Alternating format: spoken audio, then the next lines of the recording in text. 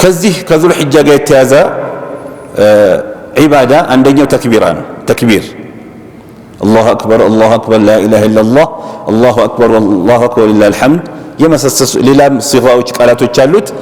ይሄ እንዴት መች ነው የሚባለው የሚለው እናያለን። ይሄ ዒድ አልአድሓ ወይም ደግሞ ዙል ሒጃ ላይ ተክቢር በተመለከተ ተክቢርን በአጠቃላይ በተመለከተ ሁለት አይነት ነው፣ ሙጥለቅና ሙቀየድ አለው። ሙጥለቅ ማለት ልቅ የሆነ ከጊዜ ጋር ያልተያዘ ከሰላት ወቅት ጋር ያልተያዘ በማንኛውም ወቅት የሚባል ተክቢር አለ። ይሄ አንደኛው ነው። ሙቀየድ ማለት ደግሞ የተገደበ ነው። የተገደበውም ከሰላት ጋር ነው። ከፈርድ ሰላቶች በኋላ ቀጥታ የሚባል የሆነ ተክቢራ ነው። ሙጥለቁ ወይም ደግሞ ከሰላት ጋር ያልተያዘው ልቅ የሆነው ተክቢራ የሚጀምረው ዙል ሒጃ ከገባበት ወቅት ጀምሮ ነው። ልክ የመጨረሻው ዙል ቂዕዳ ወሩ መግሪብ ላይ ሲያልቅ ማለት ነው ዙል ሒጃ ይገባል። እንደሚታወቀው ከሌሊትና ከቀን ቀድሞ የሚመጣው ሌሊት ነው። አሁን ዛሬ ለምሳሌ ሐጼን ያለ ነው እንላለን፣ ቀኑ እሁድ ነው እንላለን። ነገ ሰኞ ነው። ከመግሪብ በኋላ ሰኞ ነው የሚባለው። ከመግሪብ በኋላ ሰኞ ነው የሚባለው። ከመግሪብ በኋላ ጀምሮ እስከሚቀጥለው መግሪብ ድረስ ነው ሰኞ። ኢዘን የመጀመሪያ የምናገኘው የመጀመሪያ ቀን የሚገኘው መግሪብ ላይ ነው። ይህ ስለሆነ ዙል ሒጃ ከገባበት ሰዓት ጀምሮ ተክቢራ ማድረግ ይፈቀዳል። ሱና ነው።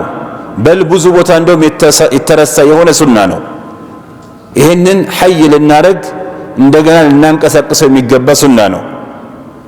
ከምንም ከጊዜ ጋር ግንኙነት የለውም። ስራ ቦታ ላይ ሆነን የሆነ ቦታ በመንገድ ላይም ሆነ ቤትም ቦታ ሊባል የሚችል ነገር ነው እና ይሄ የሚቀጥለው እስከ አያም ተሽሪቅ እስከ መግሪብ ድረስ። አያም ተሽሪቅ ማለት ዙል ሒጃ 13ኛው ማለት ነው። 13ኛው ቀን ዒድ ቀን ዒድ የምንለው ዒድ አልአድሓ 10ኛው ቀን ነው። ከዛ በኋላ አያም ተሽሪቅ 3 ቀኖች አሉ። ከ11 12 13 እስከ 13ኛው መግሪብ ድረስ ይባላል። ይሄ ሙጥለቁ ነው። ሙቀየዱ ግን የተገደበው ግን መች ነው ከተባለ የሚጀምረው ዐለ ቀውል ሰሒሕ የሚጀምረው 9ኛው ቀን የውም ዓረፋ ሐጃጆች ዓረፋ የሚቆሙበት ቀን ከፈጅር ጀምሮ ነው። ከፈጅር ጀምሮ ከሰላት በኋላ በአምስቱም አውቃት በአምስቱም ወቅት ላይ የሰላት ወቅት ላይ ተክቢራ ይባላል። ከሰላት በኋላ ቀጥታ ማለት ነው። ይሄ እስከ መች ይቀጥላል? አያም ተሽሪቅ እስከ 13ኛው ቀን 3ኛው ቀን ድረስ ማለት ነው። እስከ አስር ድረስ ይቀጥላል። ግን አሁን ልዩነቱ ይሄ ነው። ሙጥለቅ የሚባለው በማንኛውም ጊዜ የሚባል ነው፣ ጊዜ አይገድበውም።